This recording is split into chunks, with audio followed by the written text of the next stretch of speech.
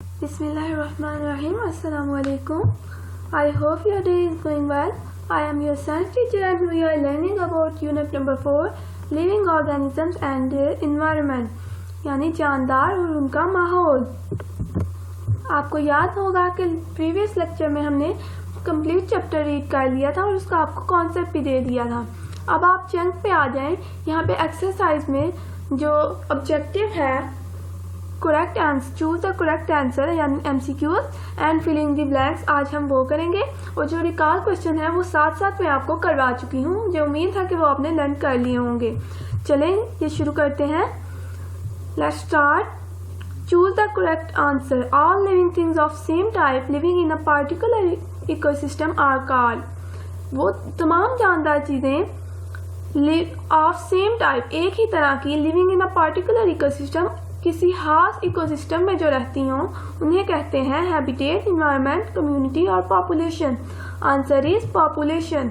Which one of the following animal is warm blooded? Here is the list. Fish, frog, squirrel या lizard? Correct answer is squirrel. Squirrel is the warm blooded animal. Which one of the following is an adaptation of desert plants?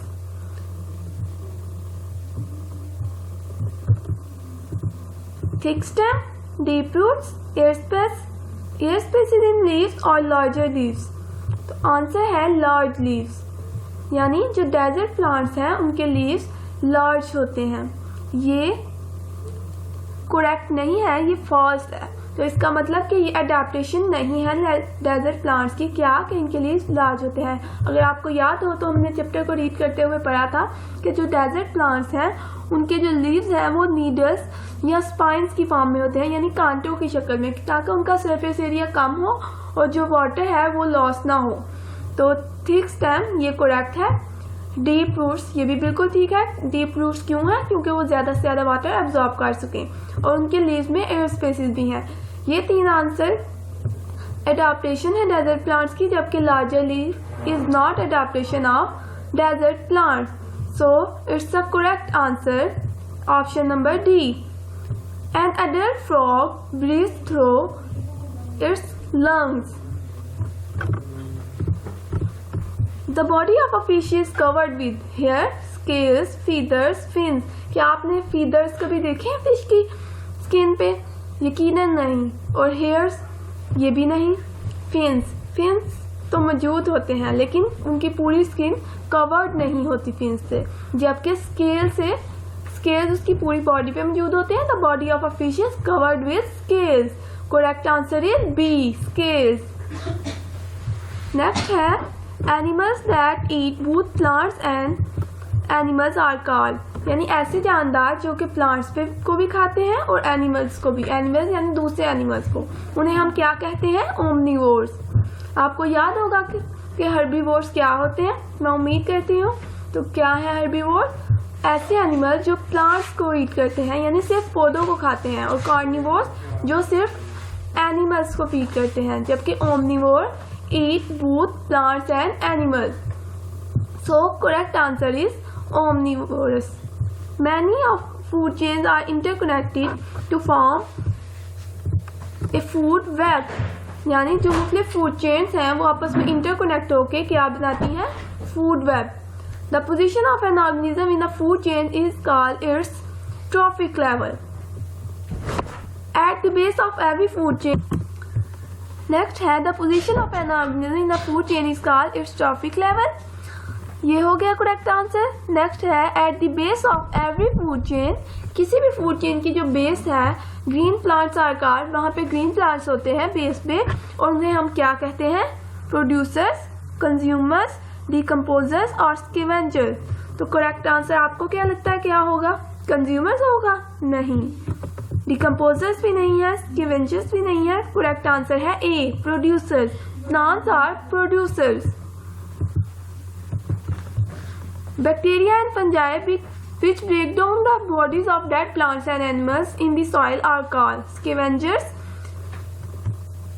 decomposers, carnivorous या producers? The correct answer is decomposers. Bacteria and fungi decomposers हैं।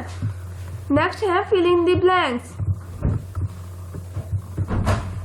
ये एक paragraph है जिसमें energy का जो हमने paragraph पढ़ा था फ्लो ऑफ एनर्जी बुक में, उससे रिलेटेड ब्लैंक्स मौजूद हैं।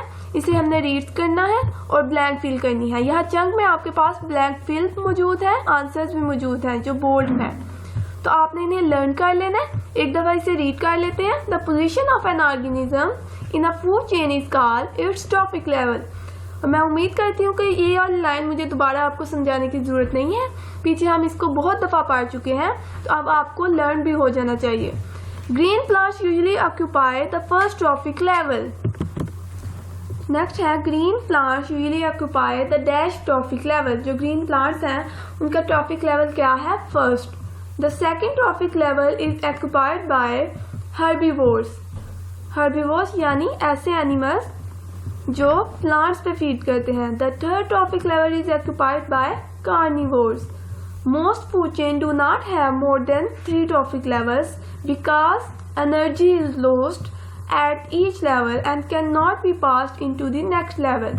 यानी ज़्यादातर जो फूड चेन्स हैं उनमें सिर्फ 3 ट्रॉफिक लेवल्स यानी 3 ट्रॉफिक लेवल्स मौजूद हैं। क्यों?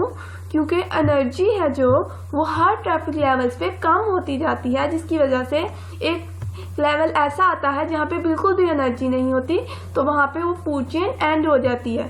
सम of this is lost as heat. और एनर्जी किस तरह से कम होती है? कुछ तो हीट के तौर पे, हर स्टेप पे as a heat, and some of the food that is eaten remains undigested. और जो अनडाइजेस्टेड फूड है यानी किसी भी एनिमल का जो वेस्ट है उसकी फॉर्म में भी कुछ एनर्जी लॉस्ट हो जाती है। The amount of energy at the fourth trophic level is reduced to such an extent that it cannot support another population of organism। यानी जो एनर्जी की अमाउंट है, अगर 3 के बाद अगर फोर्थ ट्रॉफिक लेवल भी मौजूद है तो उसमें जो एनर्जी की अमाउंट है वो इतनी कम हो जाती है कि वो सपोर्ट नहीं करती किसी दूसरे ऑर्गेनिज्म की पॉपुलेशन को। इस लाइन का मतलब ये है कि एक जो लेवल है थर्ड ट्रॉफिक लेवल पर जब हम पहुंच गए हैं तो उससे आगे जो भी एक ट्रॉफिक लेवल होगा उसमें कोई ना कोई दूसरा ऑर्गेनिजम्स होगा ना। जैसे हमने लास्ट फूड चेन में पढ़ा था कि सबसे पहले प्लांट है यानी ग्रास, उसके बाद उस प्लांट पे रैबिट ने अगर फीड किया है, उसने घास खाई है, तो वो सेकंड ट्रॉफिक लेवल हो गया। और उस रैबिट को फिर किसी स्नेक ने या फिर किसी दूसरे फॉक्स लार्जर एनिमल ने किया, तो वो हो गया हमारे पास थर्ड ट्रॉफिक लेवल। तो अब अगर इन स्टेप्स में एनर्जी इतनी लॉस्ट हो गई है तो अगला स्टेप जिसके लिए कोई एक नेक्स्ट पॉपुलेशन चाहिए होगी ऑर्गेनिज्म की जो फिर उस फॉक्स को ईट करे जिसने रैबिट को खाया है, तो एनर्जी इतनी नहीं होगी कि वो एक नए ऑर्गेनिज्म की लाइफ को सपोर्ट कर सके।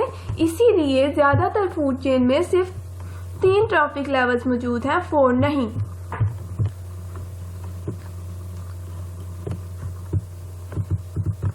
In a food chain, organisms at the base are called or dash inside। यानी किसी भी फूड चेन में जो सा ऑर्गेनिज्म बेस पे है यानी बिल्कुल पहले, और आपको पता है कि ये ज़्यादातर प्लांट्स ही होते हैं और उनमें भी ग्रीन प्लांट्स, तो उनका साइज स्मॉल होता है बट लार्जर इन नंबर्स। लेकिन उनका नंबर ज़्यादा होता है यानी तादाद में वो ज़्यादा होते हैं लेकिन साइज में छोटे।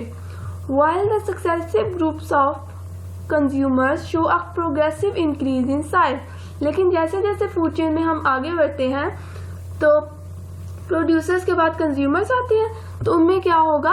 साइज इंक्रीज कर जाएगा, progressive increase in size and a decrease in number. This relationship can be represented by a chart known age pyramid of numbers. यानी जब हम इस रिलेशनशिप को साइज और नंबर्स के रिलेशनशिप को एक फूड चेन में स्टडी करते हैं और इसे चार्ट की फॉर्म में रिप्रेजेंट करते हैं तो इसे हम कहते हैं पिरामिड ऑफ नंबर्स। स्टूडेंट्स, आज का आपका टास्क ये है कि आपने अपनी बुक्स पे इस फिलिंग द ब्लैंक्स और एमसीक्यूज को सॉल्व कर लेना, जबकि आंसर आपके पास यहाँ चंक्स में मौजूद है। आप यहाँ से देखकर फिल करें या और इसके अलावा आपने इसे लर्न भी कर लेना है। अल्लाह हाफिज़।